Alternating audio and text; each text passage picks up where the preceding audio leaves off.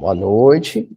Vamos iniciar então mais uma reunião de estudo do Evangelho de Mateus. Essa reunião de estudo minucioso que a gente já realiza há alguns bons anos. Nós estamos atualmente na passagem conhecida como a passagem do jovem rico. Algumas traduções traz como o jovem mancebo, né? Que está lá no capítulo 19 de Mateus. Começa no versículo 16 e completa no versículo 22. A semelhança do que a gente estava fazendo há algumas semanas, nós não estamos tendo pressa. Já aconteceu da gente ficar mais de uma semana em um mesmo versículo, né? Porque essa é uma passagem emblemática, uma passagem icônica, uma passagem paradigmática, né? Ela é um paradigma, ela é um padrão de comportamento que nos é proposto. Então, a ideia é que o constrangimento que o jovem rico vive com essa conversa com Jesus, né, com o posicionamento de Jesus, com as diretrizes que Jesus apresenta para ele, a gente possa incorporar. Sempre que a gente for estudar uma passagem evangélica, a ideia é essa, a ideia não é fazer teologia barata, né? Não é a gente se tornar teólogo, vamos estudar um miudinho, vou anotar coisas, anotar indicações de livros para eu poder fazer palestras em outros lugares. É um pouco mais complexo que isso. Sim, ótimo. Vou ficar muito feliz de saber que os episódios, que os estudos ajudam as pessoas no estudo doutrinário, na divulgação do evangelho. Que maravilha! Só que é mais complexo que isso. Muito mais complexo. A ideia é que a gente se desloque do nosso lugar existencial, se projete no personagem, vivencie as emoções, os sentimentos desse personagem e depois retorne para o nosso lugar existencial, nosso lugar de existência, de fala, de experiência, mas com os valores que foram propostos para aquele personagem. No caso aqui, o jovem rico. Entendeu? Essa passagem é uma passagem que critica todo mundo que tem boa condição financeira? Não. Também é muito mais complexo que isso. A ideia é fugir de todo tipo de simplificação. Toda simplificação é pobreza de pensamento. É pobreza de ideia, né? Por que a gente demora tanto na análise dos versículos? Por que a gente olha versículo por versículo, demora mais de uma semana no mesmo versículo? Justamente para evitar a simplificação, que empobrece a passagem, né? Eu poderia aqui muito bem fazer uma palestra só, congregando todos os versículos e falar, o que Jesus está dizendo é que todos os ricos vão para o umbral, vão sofrer após o desencarne, os pobres estão salvos. Isso é muito relativo, tem muitas variantes, né? Foge completamente desse intuito. Qual que é a proposta? Primeiro, discutir o que é vida. A maioria das pessoas, quando vão para a passagem do jovem rico, não vão pensando que o sarrafo está tão alto.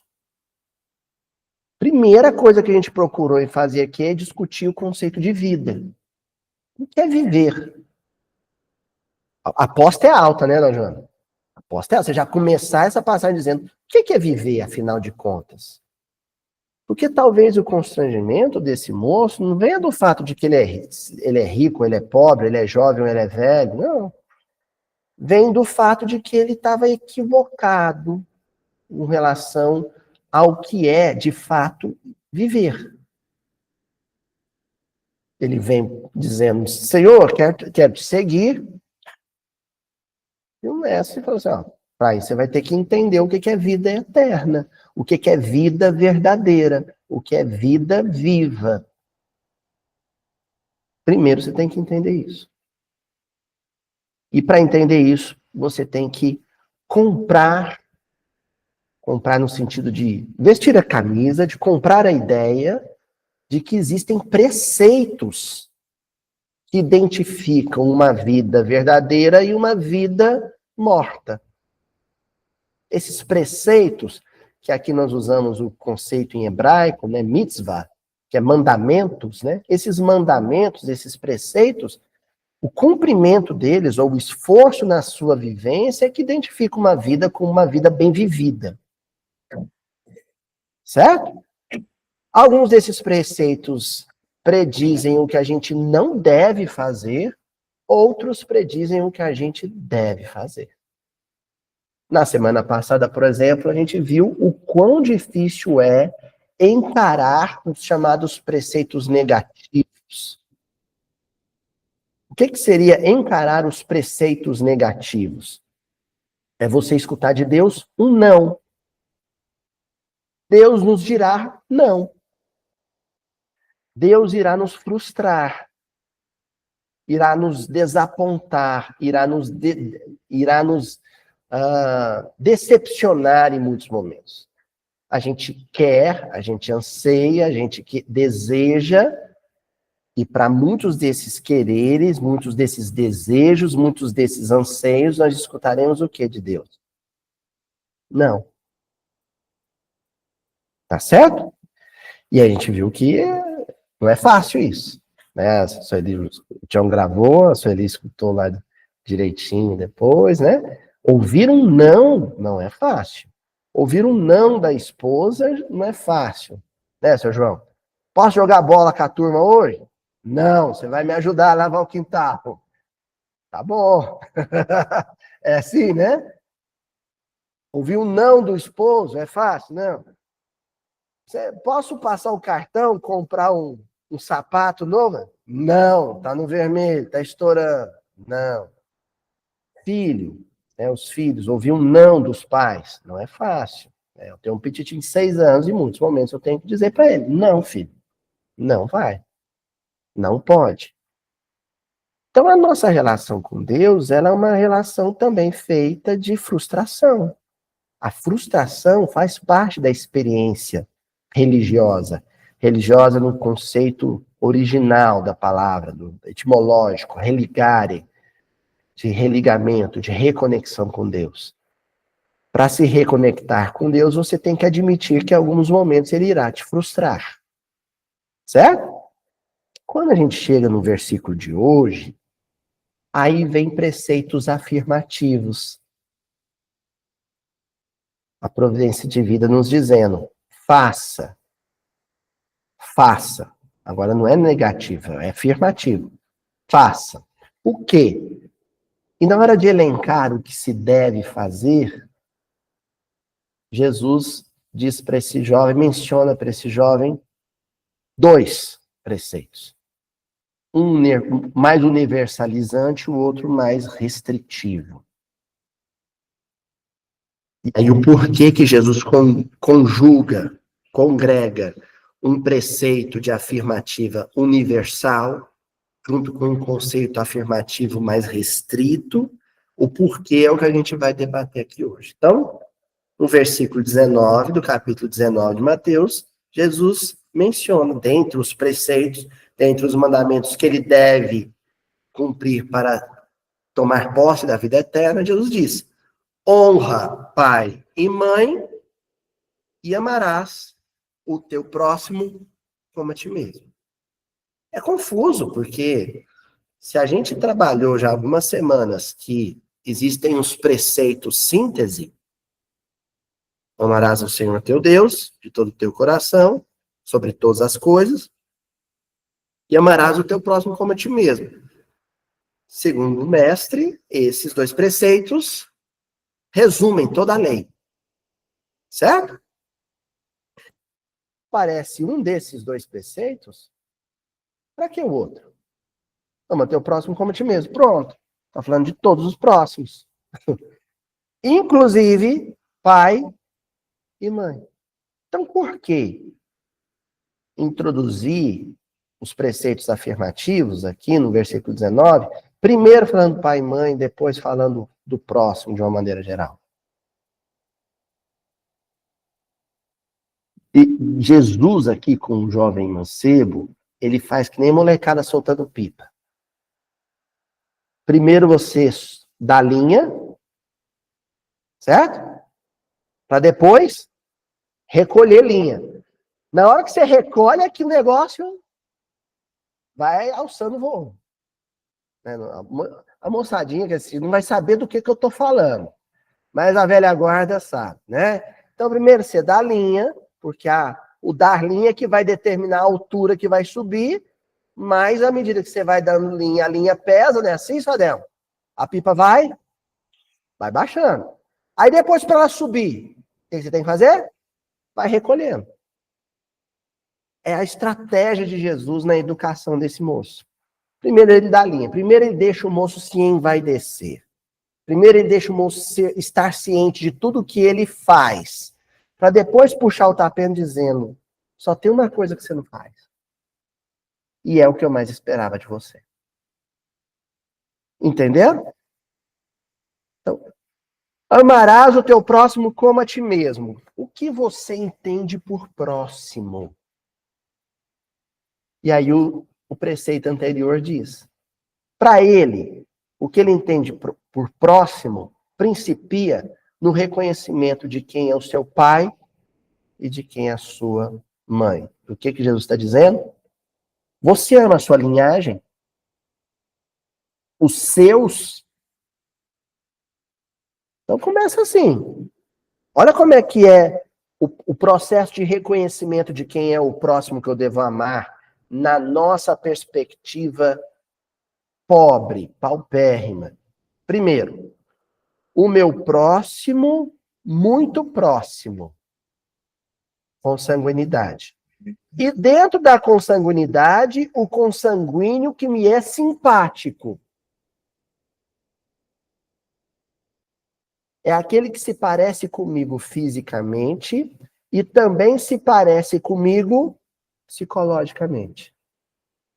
Que tem a minha maneira de pensar, minha maneira de sentir, a minha maneira de viver a vida e olhar para a vida. Então, olha como a coisa começa restrita. Tião, primeiro eu vou amar um pouco mais aquele que anda na minha dança conforme a minha música. Reza a minha cartilha. Certo? Depois, o consanguíneo, que eu amo, mas que me passa raiva. Mas é meu consanguíneo. É meu irmão, é minha mãe, meu pai, meu filho. É minha esposa e meu marido. Não. Marido e mulher ainda não. Primeiro o consanguíneo mesmo. Aí, na sequência, aquele que você incluiu, os agregados, o que você incluiu na parentela, em ordem do mais próximo para o menos próximo. Que é assim. O primeiro que eu agrego à minha parentela, mas não possui a minha consanguinidade, é o cônjuge. É o esposo, é a esposa. Na sequência, vem genro e vem nora. Vai agregando. Mas ainda é parentela. Todo mundo vai sentar na mesa comigo agora no dia 24 de dezembro. Ou no dia 31 de janeiro. 31 de dezembro. Certo? Aí eu começo com as amizades. Aí vai ampliando para a amizade. Aí, das amizades, existem as amizades que comungam comigo os mesmos ideais e os que não. Porque entre os meus amigos, tem um amigo de emprego, um amigo de profissão, um colega de serviço, e tem o amigo espírita. Quem que eu prezo mais? É o que tem a mesma fé que eu. Aí depois, o amigo de trabalho, é um companheirão de trabalho, né? É diferente daquele que é meu adversário no trabalho. E a coisa vai ampliando. O estranho, eu não reconheço como próximo. Quem foge a familiar e amigo, quem extrapola parentela e amizade, eu não reconheço como próximo. Se for adversário, malfeitor, então, esse eu não reconheço nem como gente. Esse eu não reconheço nem como gente. Vocês entenderam? Então Jesus começa perguntando o mais simples para ele. Você ama teu próximo? Uhum. Teu pai e tua mãe. Ah, é? E todo mundo que está vinculado ao seu pai e sua mãe. Sim, com certeza. E você ama eles. Ah, de todo o meu coração.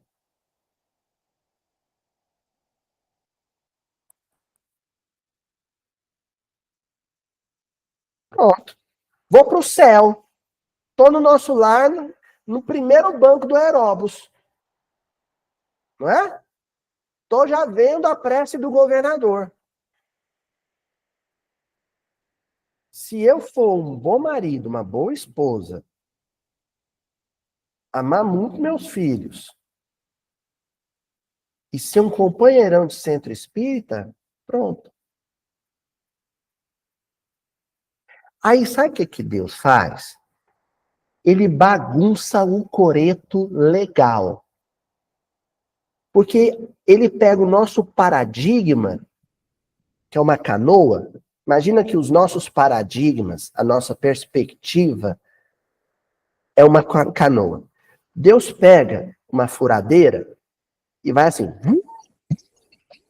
e faz um monte de buraco na canoa para afundar. Como é que ele faz isso, Luiz? É assim. Eu amo o Tião, porque ele é meu marido. Eu amo a Sueli, porque ela é minha mulher. Mas eu não amo o estranho. E muito menos o malfeitor.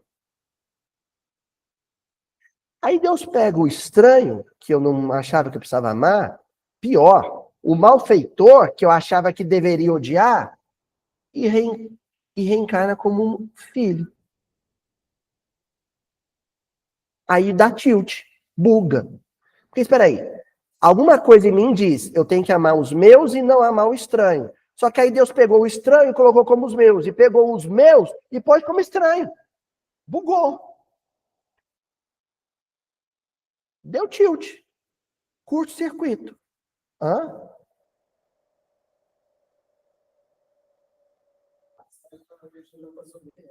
Eu fiz tem uma brincadeira, os menininhos de quinta série, que eu adoro fazer. Meninos de sexta série, que eles vão começar a história do Brasil, eu pego o bracinho deles, coloca assim, eu vou fazer aqui que o pessoal de casa vai ver. Aí eles estão estudando comigo História da América, primeiro, né? Descobrimento da América, e na sequência, logo em seguida, a história do Brasil. Aí eu pego, vou chamar uma chamada oral com vocês agora.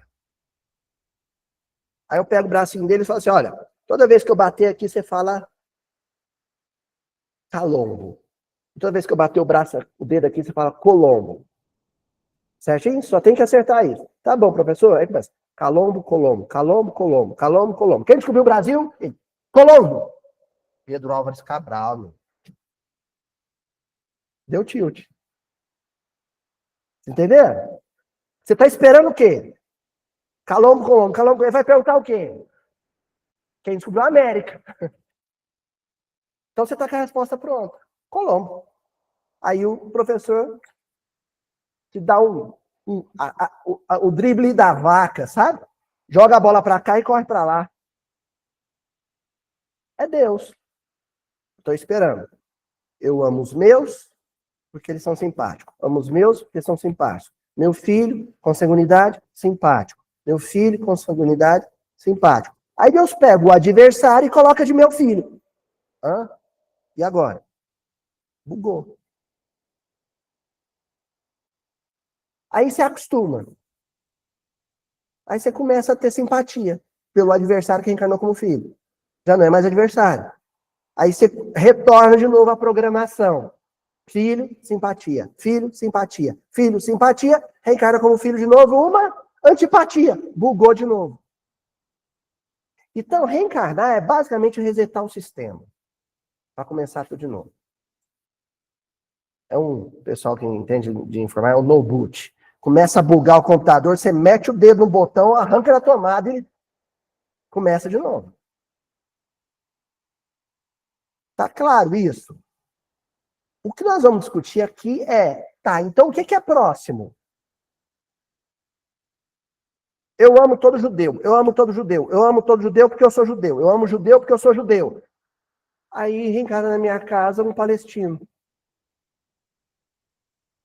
Agora é um palestino que não quer de jeito nenhum fazer a circuncisão, ele é do meu sangue, ele é judeu, ele é descendente de Abraão.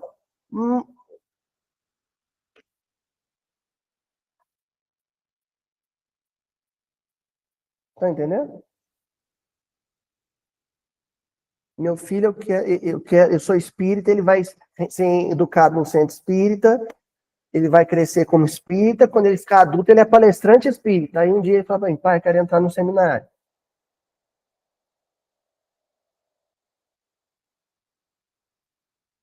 Buga. E agora, o que eu faço? Eu não estava esperando isso, porque eu criei uma perspectiva de próximo, segundo a minha perspectiva de proximidade. Mas a perspectiva de proximidade de quando Jesus fala ama o teu próximo é outra. Eu preciso me desconstruir, sabe? Eu preciso me desmontar completamente e permitir que as mãos generosas do Cristo me reconstrua, não mais segundo o meu querer, mas segundo a perspectiva do Evangelho. Entendeu? Por isso que eu destaquei aqui, ó, no versículo, pai e mãe próximo, as duas coisas conjugadas. Porque, tá, o que é pai? Quem é minha mãe? Quem é meu pai? O que nós vamos discutir aqui é basicamente o tilt que deu, o curto-circuito que deu na cabeça da galera quando Jesus chegaram para ele e falaram, sua mãe e seus irmãos estão aí de fora. E eu falei assim, estão aqui de dentro também. Hã?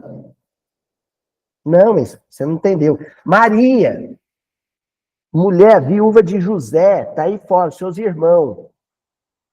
Não, ela tá aqui também ali. Aquela senhora ali é Maria também, para mim.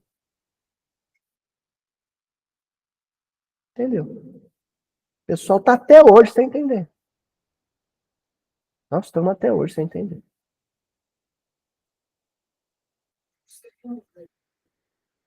Eu amo meus companheiros de centro espírita. Amo meus companheiros de centro espírita, mas eu amo muito meus companheiros de centro espírita.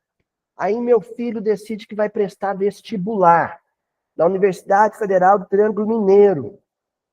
E eu quero que ele consiga uma vaga. Aí a minha melhor amiga do centro espírita fala assim, minha filha vai prestar também ao FTM.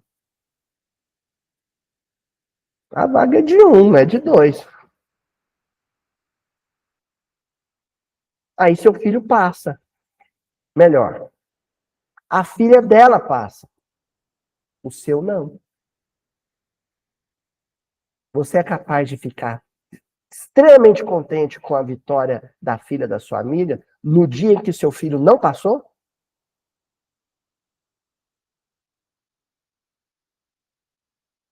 Porque amar o próximo é a alegria dele é a minha. No dia que a filha da sua companheira de centro passar na vaga que você queria que fosse do seu filho, você ficará tão feliz quanto se fosse o seu filho, enquanto o seu filho chora? Esse tipo de problematização que a gente tem que fazer. Comprei a ideia ou não? Vesti a camisa ou não? Ou é ou não é. Entendeu? Aí eu selecionei alguns textos do Emmanuel que vão problematizar isso. Um texto que não está na coleção Fonte Viva, mas que faz parte da lavra de exegese do Emmanuel, de textos exegéticos, texto de interpretação bíblica do Emmanuel, que está lá na coleção. O amigo Saulo Silva organizou, com os textos muitos desses textos vieram da revista do Reformador. Está lá no volume do Evangelho de Mateus, capítulo ou texto número 356, intitulado O Próximo. E o Emmanuel começa dizendo assim: o próximo, em cada minuto, é aquele coração que se acha mais próximo do nosso, por divina sugestão de amor no caminho da vida. Quem que é o meu próximo? É aquele que Deus me colocar bem próximo. num contexto de necessidade mútua ou de necessidade unilateral. Os dois estão necessitando ou um está necessitando demais. Deus aproximou ele de mim. Ele é meu próximo. É quem eu vou priorizar, acima de qualquer outro naquele momento. Se aproximou de mim é porque foi Deus que trouxe. Ele é a minha prioridade no momento.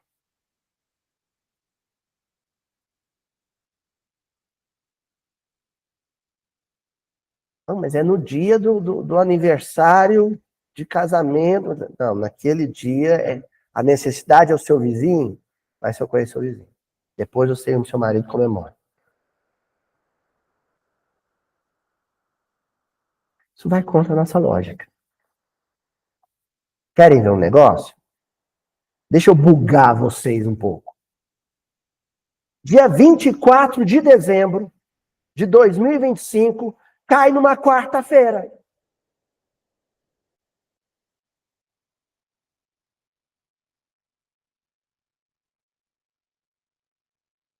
Vinte e quatro de dezembro, cai numa quarta-feira. Que dia é a nossa reunião de Mildinho? Quarta-feira. Só um susto, eu vou liberar vocês. Era só para testar. Mas era só para testar. Entendeu? Livro há 2000 anos. Livro há 2000 anos. Lívia Lentulus, com roupa de Patrícia Romana. Vai ser presa junto com a serva, com roupa de serva. A Ana. Quem que Jesus colocou como próximo de Lívia naquele dia? A família Lentulus ou a família cristã? A família cristã. Hoje, a minha família, a minha consanguinidade espiritual é a turma da catacumba. Ela se despe da toga romana, ela tira a roupa de Patrícia romana, coloca na serva, veste a roupa da serva e fala: hoje eu não sou a mulher, a esposa do senador. Eu vou morrer como serva. Eu vou morrer com meus irmãos. Só para a gente citar. Joana de Cusa. Capítulo Joana de Cusa, no livro Boa Nova. Ela está atada num tronco, com lenho aos pés. Do lado, o filho atado num tronco, com lenho aos pés. Se ela abjurasse Jesus, se ela negasse Jesus, o algoz poupava a vida dela e do filho. O filho grita: abjura, mãe! Nega, mãe! Cala a tua boca. Jesus morreu, ele é puro. Você não é, vai morrer. Quem que é o meu próximo? O meu próximo é quem Jesus situou nessa arquibancada para assistir meu testemunho. Essa arquibancada feroz, sanguinolenta, está precisando do meu testemunho. Esse verdugo com a tocha na mão está precisando do meu testemunho. O meu próximo agora não é meu filho, é ele. Quem precisa do meu amor é ele. Verdugo queima a tora de madeira e fala para ela: é só isso que o teu mestre te ensinou? A morrer como um cão? Ela falou: não, me ensinou a te amar também. Pronto, agora eu morro em paz. Porque quem Jesus me situou como próximo, como mais necessitado naquele momento, não foi meu filho. Foi ele. Ele precisava me assistir fazendo isso. Vou dar meu testemunho. O coração que se acha mais próximo do nosso. É aquele coração que Jesus pegou, nos apresentou e disse: é esse agora. Socorre. Eu estava brincando, eu fiz a brincadeira aqui, claro, com a noite de Natal, né? Mas aconteceu, quando eu estava na minha adolescência, aconteceu uma situação que acho que foi um dos momentos mais tensos, mais nervosos que eu já vivi na minha juventude. A turma tinha o pessoal do Hospital Fogo Selvagem, Centro Espírita Deus e Caridade. E eu ajudava numa ronda noturna. Eu tinha uns 17 anos. Eu ajudava numa ronda noturna para moradores de rua. Todo domingo à noite. A Tânia talvez se lembre deste fato. E aconteceu do dia 24 de dezembro, coincidindo ser um domingo à noite, que era o dia da nossa ronda. Aí a turma reuniu e falou assim, e aí, fazemos ou não fazemos a ronda? Porque vai todo mundo se reunir com os familiares. Alguém acertadamente falou assim, mas espera aí, se a gente não fizer essa ronda no 24 de dezembro, nós não entendemos a ronda. Então nós vamos sentar para comer peru e com arroz com passas, ou sem passas, conforme a preferência, enquanto outros vão dormir na calçada sem o que comer, temos que fazer. Aí o outro assim, mas e a família? Quem é o meu próximo? A pergunta é essa. Quem que é o meu próximo nessa noite? Discussões chegou-se a um consenso. E eu tenso, né? Porque eu ia de carona. Eu tinha 17 anos, não dirigia, então depende. O que eu decidisse, eu fazia. Vamos fazer mais cedo. 9 horas da noite, encerramos a ronda, o pessoal que mora na rua tá com a marmitinha na mão e a gente vai ficar com a nossa família. Eu vi que o pessoal lá em casa já ficou bicudo quando eu avisei. Eu já vi que eu ia enfrentar um clima tenso. Gente, era 9 horas da noite. Todo mundo muito tenso, extremamente tenso, querendo ir embora para suas famílias. O último morador de rua que a gente foi atender começa a passar mal, ter uma queda de pressão, suar frio e vomitar e passar mal. E agora, como é que deixa ele aí? Tem que levar para o hospital. Tá, ele não tem documento, alguém tem que ir levando ele. Aí, não, eu não posso, não sai de fininho. O último que sobra é o rapaz do carro, o Gilberto Costa Vale. É o rapaz do carro com quem eu estava. Aloísio, você se importa a gente levar ele no hospital primeiro, depois eu te levo em casa? Não. Vamos. Temos que levar ele. Aí a gente vai levar ele no hospital, papá. Chego em casa, já é 11h30 da noite. Ó, o mais bem-humorado deu aquele sorriso assim para mim. Todo mundo tenso. Porque eu não chegava para a ceia de Natal. Nesse dia, quem Jesus tinha me situado como o próximo mais próximo, mais necessitado?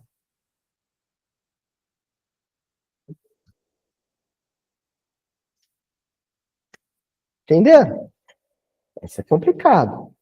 Se a gente for fazendo uma lista de lugares em que a gente se situa, primeiro, no lar. Então, o Emmanuel começa a descrever aqui, ó, no lar. Quem que é o meu próximo? É a esposa, o esposo, os pais e os filhos, os parentes e os hóspedes. Estou em casa. Estou ali em casa, naquele momento. É quem estiver lá debaixo daquele teto comigo, inclusive o hospedado, a visita. Certo? No templo de trabalho comum, o que é o templo de trabalho comum que o Emmanuel está falando? O emprego, a fábrica, o escritório, é o chefe, é o subordinado, é o cooperador, é o companheiro. Ali são eles. Calma que está parecendo muito óbvio, né?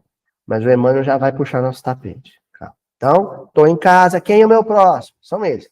Ah, então eu estou em casa e o meu próximo é o pessoal que está lá em casa? Ok. É com eles que eu vou ter que lidar com caridade, amor e benevolência. É com meu pai, com a minha mãe, naquele momento são eles. Aí não estou em casa, estou no emprego, estou dividindo a mesa com um colega de trabalho, estou dividindo o refeitório com outro operário. Ali são eles. Caridade, amor e benevolência, com eles. Certo? Vamos avançando. Na via pública. Não estou com parente, não estou com os colegas de serviço, eu estou na rua pegando um coletivo. É o irmão e o amigo anônimo que partilham conosco a mesma estrada e o mesmo clima. Pronto. Neste momento, eles são os meus próximos. O pessoal que está dentro do ônibus comigo. O pessoal que está na fila do banco comigo. São eles que vão receber de mim amor, benevolência, indulgência, caridade, sorriso, bom humor. Na esfera social, numa recepção, ou então estou no shopping, né, na praça de alimentação. É a criança, é o doente, é o desesperado, é o triste, as afeições, os laços de solidariedade comum. Se for na rua, durante uma ronda noturna, é o morador de rua. Agora é ele, a prioridade é ele que está comigo. É ele que Deus citou comigo. E agora vem. Eu avisei que ele ia puxar o tapete. Na luta contundente do esforço humano, mudou o ambiente. Agora é um ambiente psíquico, não é um ambiente físico. O emprego, a rua, a casa, é um ambiente físico. Quem estiver lá comigo é convívio. No hospital, o médico, o paciente, para o paciente é o médico e o enfermeiro, né? Agora aqui, na luta contundente do esforço humano. A Luiz, não entendi isso. Na luta contundente do esforço humano. Vocês já vão entender. É o adversário e o colaborador. O inimigo declarado ou oculto. Ou ainda, o associado de ideias que se expressam por nossos instrutores. São nossos próximos. Inclusive os nossos obsessores, os nossos credores, os nossos algozes espirituais do passado. Que a gente é um tal de fazer prece, fazer culto, tomar passe para espantar os obsessores de casa, né? Não entenderam nada, né? Ó, o arreda de Satã é diferente do arreda de Satanás, viu? O pessoal traduziu errado. Arreda de Satã, em hebraico, é aconchega-te, demônio. Aproxima-te, demônio. Quando Jesus ia... Vou contar uma história para vocês, que vocês vão entender. A diferença do arreda de Satã e o arreda-te Satanás. Contei isso aqui há muitos anos, nesse salão aqui. Eu fui em Garapava fazer palestra num centro espírita chamado Senhor Mariano. Garapava, aqui no começo do estado de São Paulo. E lá eu conheci a turma dos parentes do seu Luizinho. O seu Luizinho era um dos 13 médiuns do Centro Espírita Deus e Caridade, perdão, do Centro Espírita Fé e Amor, lá em Santa Maria, onde Eurípides Barçanufo se tornou espírita. Ele era um desses médiuns. Conta que uma vez um casal, pessoal da roça, chegou com uma menina toda amarrada, rosnando. Sabe? Se fosse no cinema, ela ia estar virando o pescoço para trás. Negócio, bicho pegando. O negócio estava feio. Aí chegou seu Mariano, na porta da casa dele. Acorde aqui que nossa filha está possuída. Aí o seu Mariano estava saindo para fazer um parto. E agora? Eu acudo, o menino está nascendo, ou é essa aqui? Aí o seu Mariano fala para a esposa, chama o Luizinho. O seu Luizinho era desse tamanhozinho. Pra vocês terem uma ideia, o Tonzinho era um jogador de basquete perto do Tonzinho. Seu Luizinho era o Tonzinho, batia no ombro do Tonzinho. Aí vem o seu Luizinho, o seu Mariano fala assim, Luizinho, eu tô indo fazer um parto. Essa menina é sua. Pode ir, seu Mariano, pode ir com Deus que deixa que eu tomo conta dessa menina. Aí ele chegou perto e os pais sofrendo, chorando. Quem que era o próximo do seu Luizinho naquela hora? A menina? Não. As entidades. Quem estava em sofrimento maior ali? Essa a pergunta. Era a família? A família estava sofrendo horrores. Imagina, você vê uma filha amarrada. A menina, nossa senhora, você imagina ser acorrentada sob influência espiritual. Mas o sofrimento maior, o coração mais sofrido era do desencarnado, ou dos desencarnados. Mas eu mando ele embora. Arreda daqui, Satanás. Você vai mandar embora. Vai embora daqui. A maioria dos espíritas pensa que desobsessão é isso. Seu Luizinho chegou perto da menina. Você vai dormir hoje à noite, né? Eu tô vendo com o roi arregalado. Seu Luizinho chegou bem perto da menina e falou pro pai e pra mãe assim: solta ela, desamarra a menina. Você tá doido, seu Luizinho? Se você desamarrar, ela vai voar no seu pescoço. Desamarra a menina. Ela não é bicho. Aí soltaram a menina. Na hora que soltaram a menina pega e sobe num pau de aroeira lá, uma árvore comprida, até alcançar o galho, mais alto. Se ela subiu na unha. Seu Luizinho foi andando, chegou perto da árvore, olhou para cima, assim, desce daí, minha filha, vem aqui, vem aqui perto do voo. A menina desceu. Desceu e veio rastejando até o pé dele. Até o pé dele. Na hora que chegou no pé dele, ele tirou um chapéuzinho coco, redondinho que ele tinha, Tonzinho, e falou assim, com amor: sai daí, coisa ruim, entra aqui no meu chapéu, ó. A menina desmaiou. Ele pôs o chapéu na cabeça. Entrou sozinho pro Centro Espírita Fé e Amor, trancou a porta e foi conversar com as entidades. Sozinho. E saiu de lá sorrindo. Saiu de lá de dentro sorrindo. Ele chamou as entidades para a casa mental dele. Sai daí, coisa ruim. Entra aqui no meu chapéu, ó. Entra aqui na minha sintonia, no meu padrão vibratório. Vem aqui para dentro da minha casa. Entra na minha casa.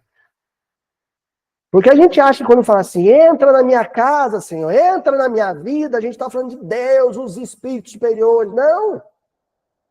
Todo aquele, vinde a mim, vós que estáis cansados e fadigados, e eu vos aliviarei. Todo aquele que estiver em sofrimento, em perturbação, a gente chama para a gente. Chama a responsabilidade para si. Fala assim, vem cá, eu te dou colo, eu te dou amor, eu te dou ouvido, eu te dou meu aconchego espiritual. Eu contei essa história em Garapava, no centro espírita que eu falei para vocês. Em uma das ocasiões, eu contei essa história lá. Na hora que eu acabei de contar a história, o moço levantou a mão e falou assim, isso que o senhor está contando aconteceu mesmo. Eu falei, você conheceu o seu Luizinho? Ele falou assim, meu pai.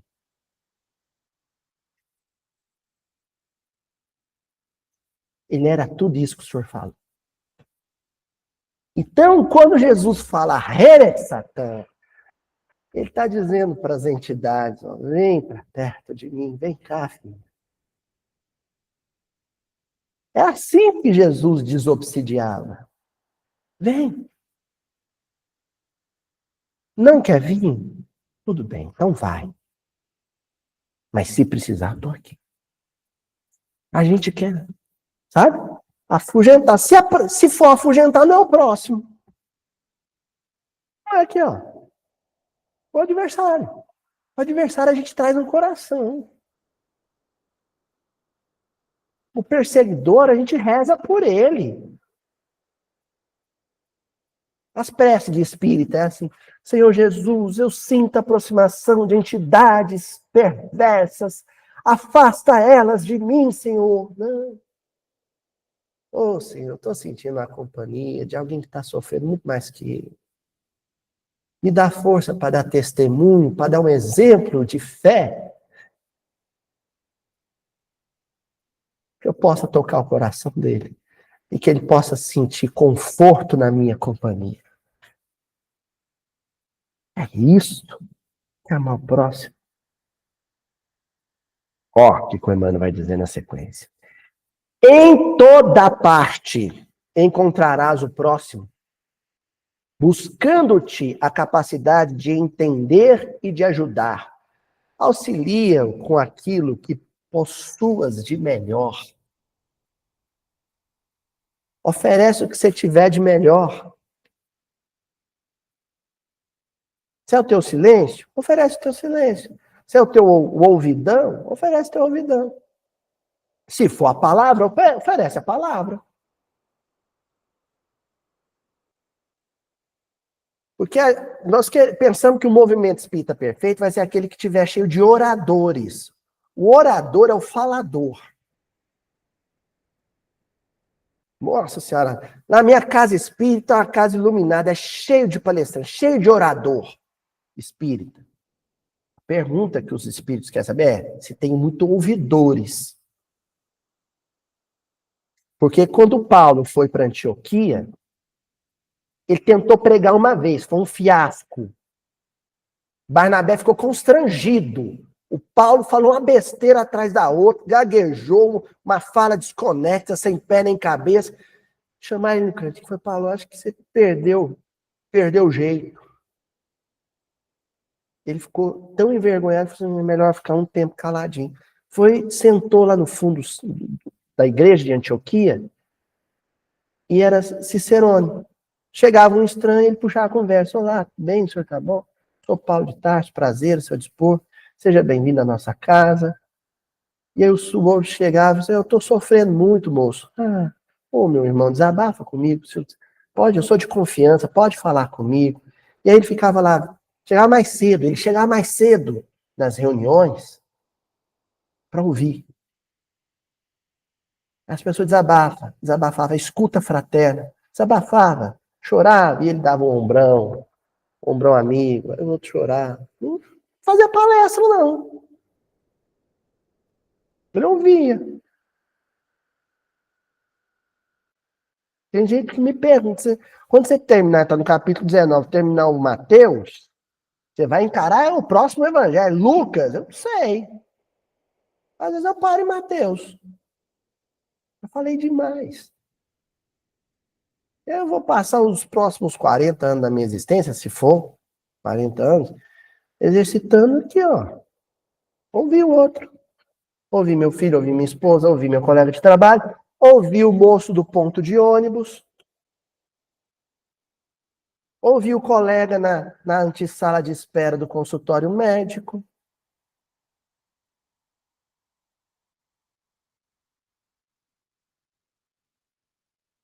Hoje, por exemplo, eu ouvi o colega do Pilates. A moça estava precisando desabafar, ela é meio torta para a direita, eu sou torto para a esquerda. Né? Ela, ela conversava de cá e eu de cá, assim, né? Eu falei, e aí, tudo bem com a senhora? Hoje eu tá doendo aqui o ciático. Eu falei assim, vamos botar os dois para conversar, então. Ela começou, porque meus filhos tá chegando agora, um irmão tá brigando com o outro, e os dois, um estuda numa cidade, outro estuda na outra cidade, eles estão chegando, vão hospedar lá em casa, mas um tá de mal do outro. E eu já tô com a coluna doendo, só de imaginar o que vai ser o Natal.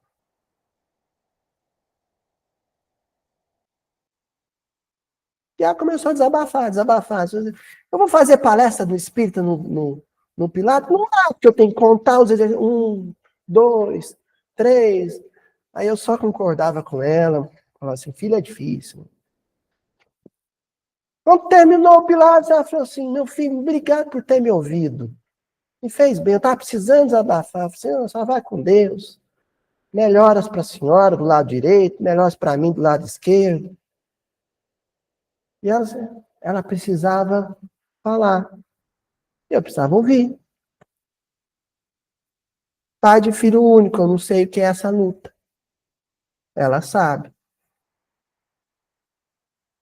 Vocês estão entendendo como é? Quem que é o meu próximo? Não sei. Eu acordo de manhã, não sei quem vai ser meu próximo. Eu sei que vai ser alguém que vai parar do meu lado, vai precisar de mim. Onde? O Emmanuel diz aqui, eu sublinhei, vocês não estão vendo. Em toda parte. Então, não posso ser um espírita profissional. O que é o espírita profissional? 7h30 eu abro a chave é a porta do centro, bato meu ponto, tem, né? Agora é dedinho, né? Sou espírita. Assim seja, encerrei. Não é assim que funciona.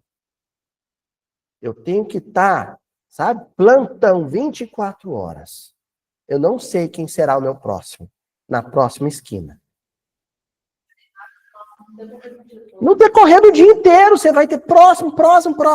Sabe assim, o atendente de guichê, funcionário público, repartição, ele bate um carimbo, o que ele diz? Próximo, não é assim, Ângela?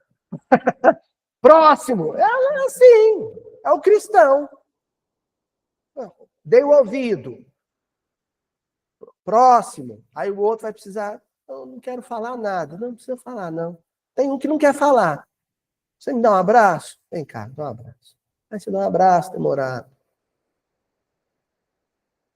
Aí o outro, olha, eu não tô afim de falar, não quero que me abraça, fala umas coisas bonitas para mim. Aí você fala umas coisas bonitas.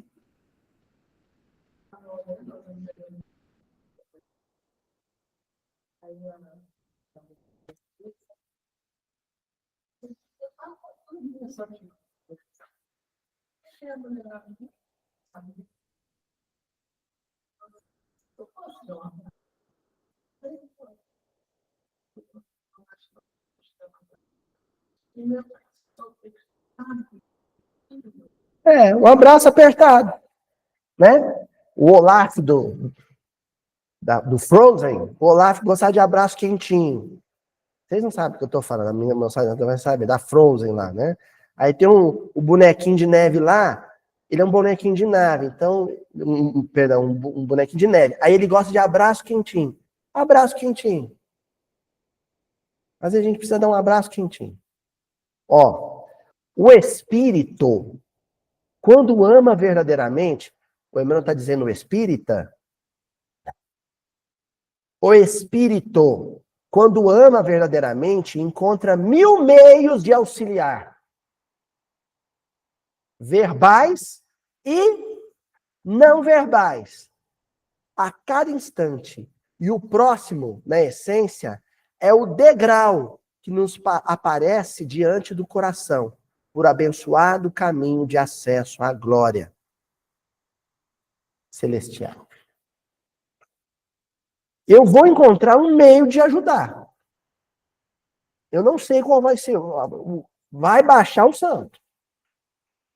Algum bom caboclo espiritual vai me dar um encosto, eu vou saber o que fazer e eu vou fazer. E quando eu terminar de ter feito, vai vir um calorzinho no coração que vai dizer, você fez o que era para fazer. Eu vou sentir minha alma um degrau acima. E esse degrau acima que eu subi foi aquele sujeito, foi aquela pessoa. O próximo.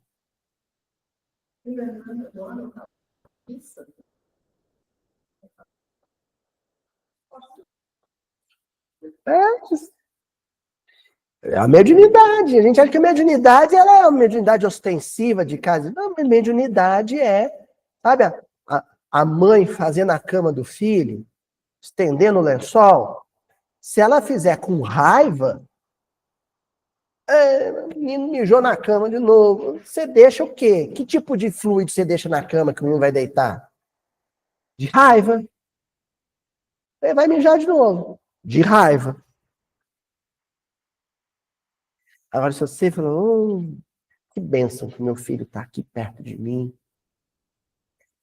Que bênção que ele está aqui, não no hospital.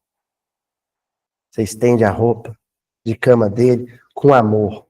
No outro dia ele deita e vai sentir naquele lençol abraçado por você. Isso não é mediunidade? A mediunidade maternal? Não é? Oh. É a criança que passa, o chefe que te exige trabalho, o subordinado que te obedece, o sócio de ideal, o mendigo que te fala a distância. Aí nós já estamos no livro Rumo Certo. Capítulo 9, O Próximo e Nós. O Emmanuel escreveu, qualquer um desses.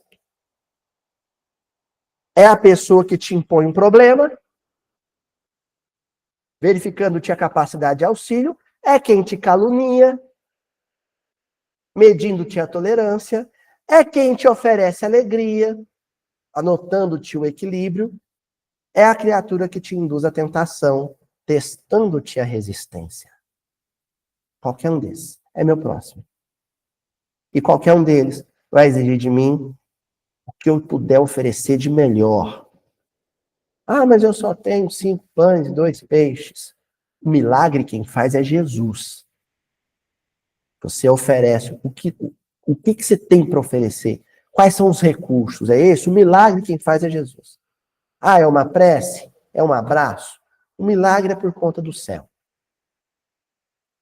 É o companheiro que te solicita concurso fraterno, tanto quanto o inimigo que se te sente incapaz de pedir-te o mais ligeiro favor. Às vezes, tem um nome familiar que te soa docemente aos ouvidos. De outras, é categorizado por ti à conta de adversário, que não te aprova o modo de ser. Olha como quebra a perspectiva do honra teu pai e tua mãe, e na sequência ama teu próximo como a ti mesmo. Eu não sei quem vai ser meu pai e minha mãe. Honra teu pai e tua mãe. Aí você imagina, é aquele que eu amo demais. Aí Deus pega e reencarna seus 2 maiores adversários como pai e mãe. Fala pra você vai reencarnar filho deles. Eles! Eles vão ser seus próximos.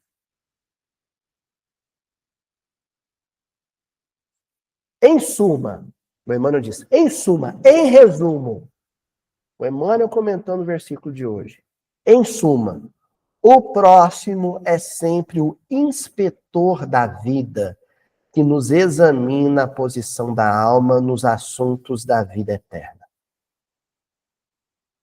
O próximo é quem vai me monitorar e verificar se eu estou seguindo o Cristo ou não.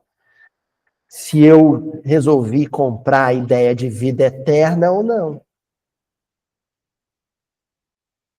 Entre ele e nós se destacam sempre a necessidade e a oportunidade a que se refira Jesus na parábola inesquecível. Qual parábola? O bom samaritano. Porque o bom samaritano na parábola começa com o doutor da lei perguntando para Jesus o seguinte: Mestre, quem é o meu próximo? E termina com Jesus perguntando para ele: você é o próximo de quem? É o inverso. Você é o próximo de quem? Encerramos com um verso de Beto Guedes e Ronaldo Bastos. Na verdade, a música do Beto Guedes, letra do Ronaldo Bastos. 1 mais 1 é sempre mais que 2. 1 mais 1 é sempre mais que 2. Um próximo, outro próximo, e eu vou construindo a chamada família universal, que é o paradigma de família de Jesus. Quem é minha mãe? Quem são meus irmãos? A humanidade inteira. Bom, encerramos hoje e até a semana que vem.